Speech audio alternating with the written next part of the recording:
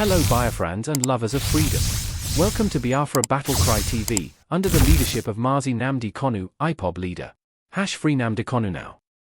Father, could you tell us what is being filed today and read the letter, the cover letter of this petition? Thank you very much. Of course, my name is Reverend Father Dr. Augustine Odimegwa. We're here today to submit to the office of the President this Magnitsky Act that we're holding a couple of our judges and attorney generals responsible for the continued incarceration of Mazi Nnamdi Kanu in solitary confinement without trial, without due trial. The White House.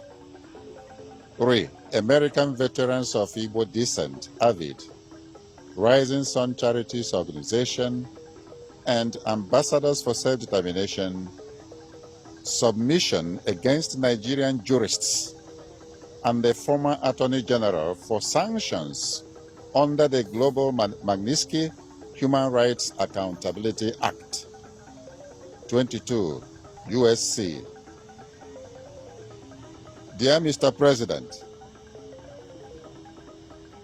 of course, reading on behalf of Bruce Fein, representing American Veterans of Igbo Descent, Rising Sun Charities Organization, and Ambassadors for Self-Determination. All three are non-profit organizations substantially dedicated to monitoring gross violations of internationally recognized human rights, especially in Nigeria. Pursuant to the Global Magnitsky Human Rights Accountability Act, 22 USC and EO 13818. The three non-profit organizations urge Magnitsky sanctions against a quintet of Nigerian judges implicated in the persecution of Biafran leader Mazi Nnamdi Kanu for exercising his rights to free speech and association and a fair trial. The names include Justice Binta Motala Nyaku, Justice Harma Simon Samani, Justice Harma Akawa Barka, and Justice Mohammed Lawal Garba, and former Chief Justice of Nigeria Olukayode Ariwola. They also seek Magnitsky sanctions against former Attorney General Malam Abubakar Malami. The violations include ongoing arbitrary detention as determined by the United Nations Working Group on Arbitrary Detention, denial of the right to fair trial, judicial endorsement of Mr. Kanu's kidnapping, torture and extraordinary rendition from Kenya to Nigeria. Nigeria's protracted persecution of Mazi Nnamdi Kanu for peaceful advocacy of a self-determination referendum in Biafra commenced as early as 2015. In September 2017, Nigeria's military attempted to assassinate Mazi Nnamdi Kanu in his hometown. Many were murdered, but he managed to escape by a miracle. In June 2021, Mr. Kanu was kidnapped and tortured by Nigerian authorities in Nairobi, Kenya, followed by extraordinary rendition to Abuja, Nigeria. He has been detained in solitary confinement without trial and without proper access to lawyers ever since. The United Nations Working Group on Arbitrary Detention found on July 20, 2022 that Mazi Nnamdi Kanu's detention violated 16 international human rights covenants. It ordered his immediate and unconditional release and the reparations paid. Nigeria has flouted the working group decision for more than 3 years now. On October 26, 2022, the Federal High Court Umuahia declared Mr. Kanu extraordinary rendition unlawful and unconstitutional and awarded damages to him. On December 15, 2023, the Supreme Court of Nigeria, while acknowledging the Nigerian government's extraordinary rendition of Mazi Nnamdi Kanu as criminal, nevertheless decreed that the fruits of its crime, his detention and persecution, were legal. Bruce, could you tell us about the severity of the violations of justice? I mean, just how gross of an injustice is this, and where did they go off the rails in regards to how they treat Mazi Nnamdi Kanu? Well, a few pages of history often speaks volumes of logic here. The persecution really began even before the more recent kidnapping and torture in 2021. As far back as September in 2017, there's attempted assassination through the military to kill Nnamdi and his family and friends. Nnamdi escaped by a miracle. His friends, many of them were killed. And all of this is in violation of the international human right to seek self-determination. Indeed, that right was announced almost 250 years ago in our American Declaration of Independence. The right to government by the consent of the governed. A right that every group enjoys around the world. It wasn't limited to the United States. And the fact is that the Biafrans never joined Nigeria. They were forced at the point of machine guns by the British in 1914 to amalgamate with other portions of Nigeria. But there wasn't any vote, and so there's no need to secede from an organization you never joined. And Nnamdi Kanu has been persecuted mercilessly by the Nigerian government for seeking to defend this right. Now, if we want to compare the persecution with others, Nelson Mandela is a nice benchmark. If you read his memoirs, on Robben Island when he was detained, he lived in a paradise compared to Mazi Nnamdi Kanu. He wasn't in solitary confinement. He actually taught and learned from universities with other inmates there. They had games. There wasn't anything like solitary confinement. He had access to lawyers. Mazi Nnamdi Kanu does not. He doesn't even have access to me. I've been 6 times. They say, no, Mr. Fein, you can't visit with him. Even the persons who visit with him, they can't take in any pencils, no papers. Everything is recorded. Everything is videoed. There's no privacy whatsoever. So again, if we want to take a comparison with Nelson Mandela, who ended up being not only a Nobel Peace Prize winner, but an international hero, he suffered far more grotesquely. And it's continuing to this very day, after 4 years. Now, I'd like to amplify for our audience here as well, the Global Magnitsky Human Rights Accountability Act empowers the President to identify foreigners who are guilty of gross violations of human rights, freeze their assets, and ban them from ever traveling to the United States. And that's what we're asking happen in this particular case with regard to the 6 individuals that we identified in our petition. Now, one of the other elements that comes from the Global Magnitsky listing is it's a stigma.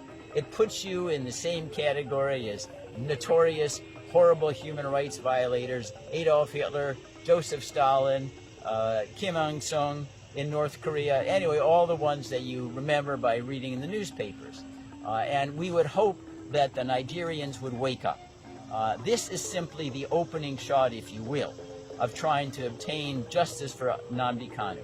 If others do not shape up and help and insist on his release, they will be on the list that we present to President Trump as well. And that ought to be a message that goes out to everyone in Nigeria who's been involved in this complete travesty of justice against Mazi Nnamdi Kanu. You will be our next petition if within the next short while Nnamdi Kanu is not free as he deserves to be under international law.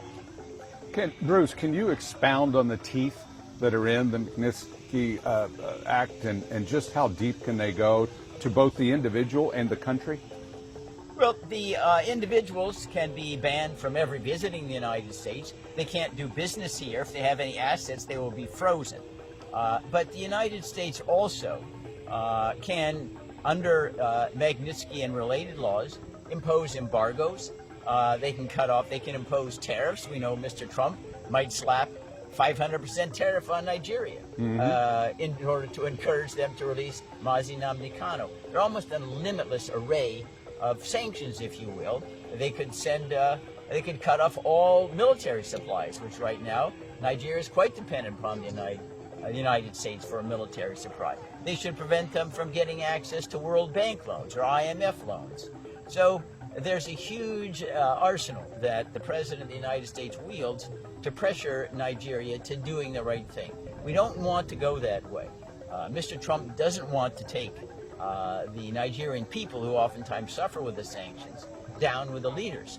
But after all, the leaders and the acquiescence of the people, especially the Fulani, are responsible for the plight of Mazi Nnamdi Kanu, and they need to take risks themselves in order to do the right thing. And say, well, I don't want to take a risk. The government will retaliate. Well, Mazi Nnamdi Kanu took a risk far greater than anybody's asking you to take.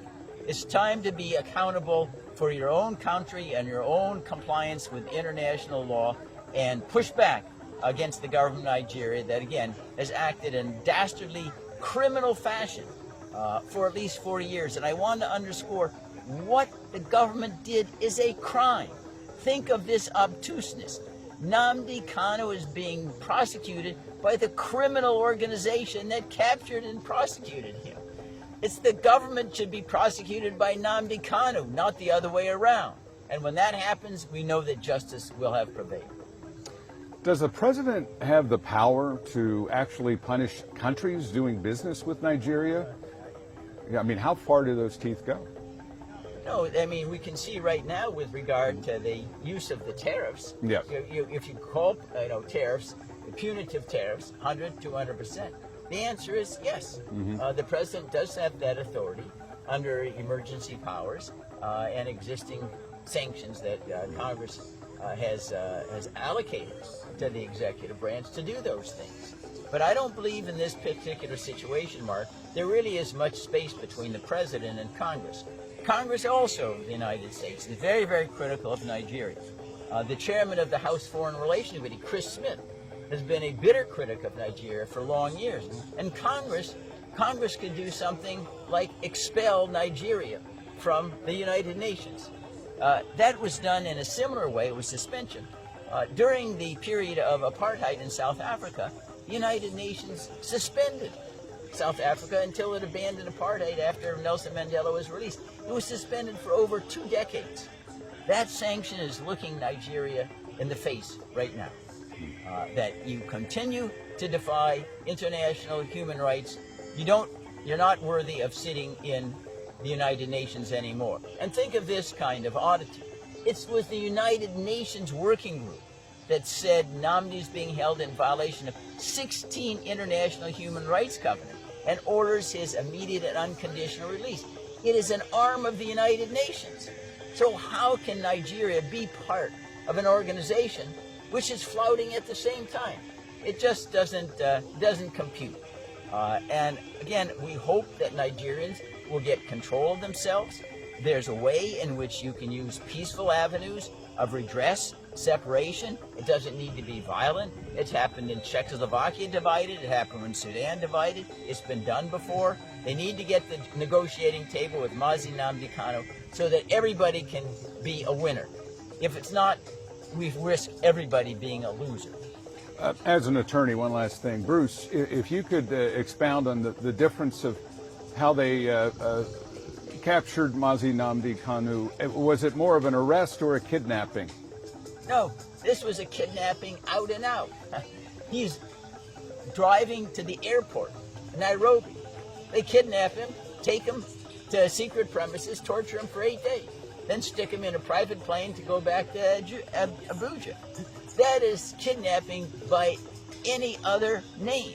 Moreover, the Nigerian courts themselves have acknowledged the kidnapping but said, well, it doesn't really matter. You can prosecute the fruits of your kidnapping, which runs contrary to all law.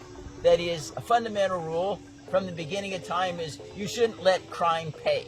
Well, what's happened here is the Nigerian courts has told the government, you can make crime pay. You can engage in crime to capture somebody and then keep them and prosecute them and put them in prison. that really turns justice upside down. Yeah. What is the maximum that is allowed for solitary confinement? And then we can talk about what's happening here. Well, it's very limited. Solitary confinement, in case of emergent circumstances, might be necessary when you have an uprising and you need to isolate someone temporarily to quell some kind of rebellion or insurrection. But beyond that, solitary confinement is absolutely prohibited. In the United States, it's generally prohibited with regard to our own prisoners. Why would you need solitary confinement? And then there was a risk that he's going to foment rebellion with other inmates, but there's none of that here whatsoever. And moreover, there was never 1 second where Nnamdi Kanu was outside of solitary confinement. That is, there was never any evidence that putting him in inmates that were in regular operation of a prison system would create any problem whatsoever. They stuck him in there for a simple reason. They wanted to make sure his influence, his valor did not rub off on anybody else. That's all it was. And it's clearly another reason why he's being detained in violation of international human rights covenants. And again, I want to go back to Nelson Mandela, because he's kind of the benchmark for what was supposed to be a horrible, horrible treatment. He lived in paradise compared to Nnamdi Kanu. He was not in solitary confinement. He took courses online, he taught courses online and with other inmates, and engaged in sporting activities. All of that being denied to Nnamdi. Is it true that solitary confinement, if used, is limited to a certain period of time, and what is that time? Well, the time is where it's necessary. If you have some kind of uprising, you'd say we need to put people in solitary confinement because they've been engaged in, say, internecine warfare, they're killing each other, they're hurting each other. Yeah. So it's like if you have two kids, brothers and sisters, they're fighting each other, okay, you stick them in their separate rooms for a certain period, they cool off. I heard 15 days was the maximum. Yeah. That was well, allowed by I don't know whether there's humanitarian arbitrary. 15 days could be too long, depending upon the circumstances, where somebody is in need of emergent care. No, 15 days could be too long. It's about all the circumstances, but 15 days is a benchmark. Yes. All right. Could you tell us about his health? On the one side, physically, I've heard horrible things, but psychologically, how is he doing? And then if you could expound on physically how he's doing. Yeah, Mark, thank you so much for that question. I just came back from Abuja. I was there visiting him on almost 3 times a week on daily basis. His health is failing, and he needs immediate medical attention. But I want to say this to my brothers and sisters over there. Nnamdi Kanu is not your problem. If anything, he's the solution.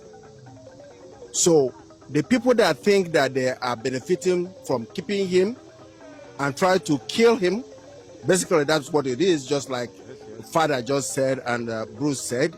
You can't keep somebody for that long. It's just God that is holding on to his health. They need to give him the best medical attention, fly him out to maybe United States to be checked out and make sure that he's alive. That is something they need to do. Nobody should be begging them for that. They have not achieved anything by keeping him there. If anything, things have deteriorated in the southeast region. Things were not so 4 years ago. For the hatred of the late president had on the Igbos should not be extended. The elites of the Fulanis need to come together and know that this thing that they're having against the Igbos needs to stop. My name is Dr. Ozro Eric Chukwu, member of AVID, American Veteran of Igbo Descent. I am addressing the issue where Kenyan government that helped Nigeria kidnap Nnamdi Kanu has agreed to their error, and they have awarded him token reparation for what they did, and they have asked Nigeria to unconditionally release him. So if Kenya that helped them now understand that they made a mistake, Nigeria has no footing to continue to keep Nnamdi Kanu under detention and inhuman torture and punishment. This document contains the details of all the atrocities committed by these judges. Hello Biafrans and lovers of freedom. Welcome to Biafra Battle Cry TV. We criticized Igbo elites who only speak on television or social media. He urged them to march to Aso Rock,